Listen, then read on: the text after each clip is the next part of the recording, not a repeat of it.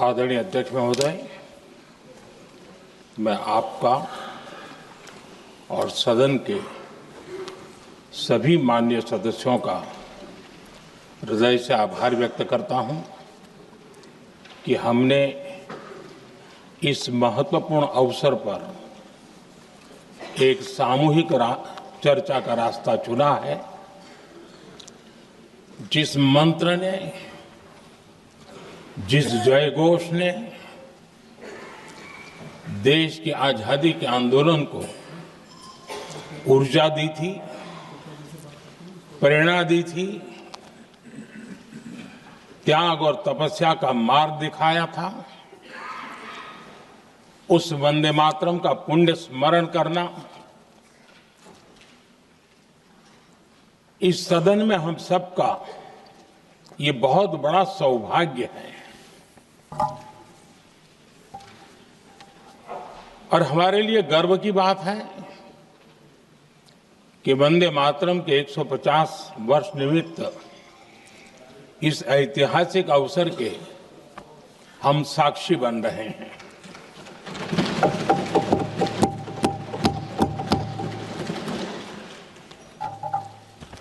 एक ऐसा कालखंड जो हमारे सामने इतिहास की अनगिनत घटनाओं को अपने सामने लेकर के आता है। ये चर्चा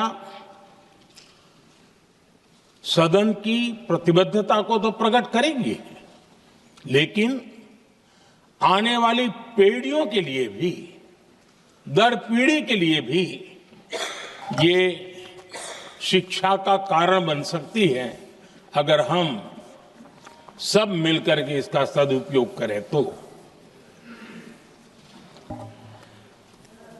आदरणीय अध्यक्ष जी, एक ऐसा कालखंड है जब इतिहास के कई प्रेरक अध्याय फिर से हमारे सामने उजागर हुए हैं।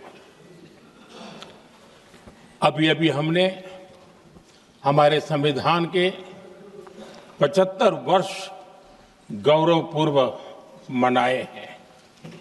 आज देश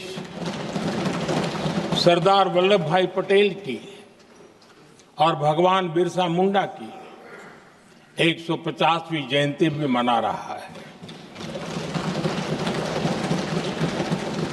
और अभी अभी हमने गुरु तेग बहादुर के 350वां बलिदान दिवस भी मनाया।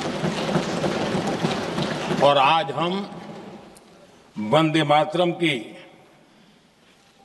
150 वर्ष निमित्त सदन की एक सामूहिक ऊर्जा को, उसकी अनुभूति करने का प्रयास कर रहे हैं।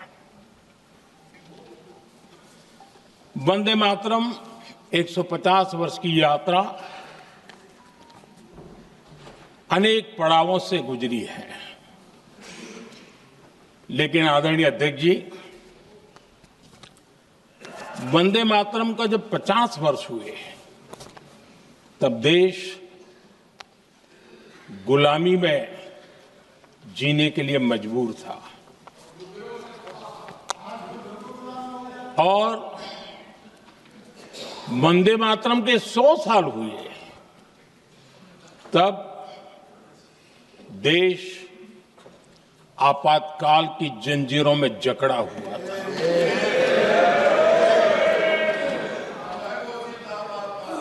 जब वंदे मातरम 100 साल के अत्यंत उत्तम पर्व था, तब भारत के संविधान का गला घोंट दिया गया था। जब वंदे मातरम 100 साल का हुआ, तब देशभक्ति के लिए जीने मरने वाले लोगों को जेल के सलाखों के पीछे बंद कर दिया गया था। जिस वंदे मातरम के गीत ने देश को आजादी की ऊर्जा दी थी, उसके जब 100 साल हुए तो दुर्भाग्य से एक काला कालखंड हमारे इतिहास में उजागर हो गया। हम लोकतंत्र के गिरोह में थे,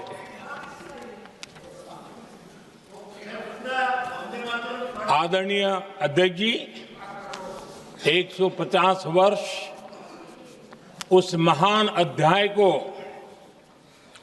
उस गौरव को पुनः स्थापित करने का अवसर है और मैं मानता हूं सदन ने भी और देश ने भी इस अवसर को जाने नहीं देना चाहिए। यही वंदे मातरम है जिसने 1947 में देश को आजादी दिलाई। स्वतंत्रता संग्राम का भावात्मक नेतृत्व इस वंदे मातरम के जयघोष में था। आदरणीय अध्यक्ष जी, आपके समक्ष आज जब मैं वंदे मातरम 150 निमित्त चर्चा के लिए आरंभ करने खड़ा हुआ हूं, यहां कोई पक्ष प्रतिपक्ष नहीं है, क्योंकि हम सब यहां जो बैठे हैं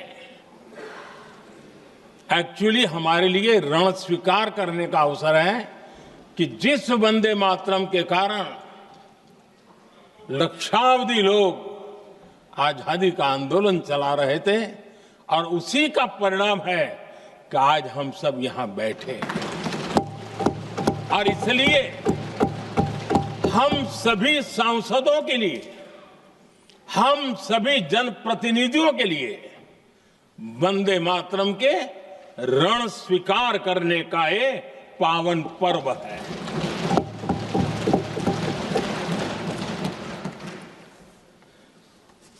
और इससे हम प्रेरणा लेकर के वंदे मातरम की जिस भावना ने देश की आजादी का जंग लड़ा,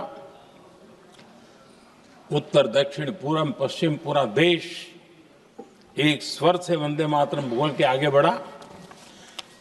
फिर से एक बार अवसर है, आओ हम सब मिल के चले, देश को साथ लेके चले। आजादी के दीवानों ने जो सपने देखे थे उन सपनों को पूरा करने के लिए वंदे मातरम 150 हम सबकी प्रेरणा बने, हम सबकी ऊर्जा बने और देश आत्मनिर्भर बने।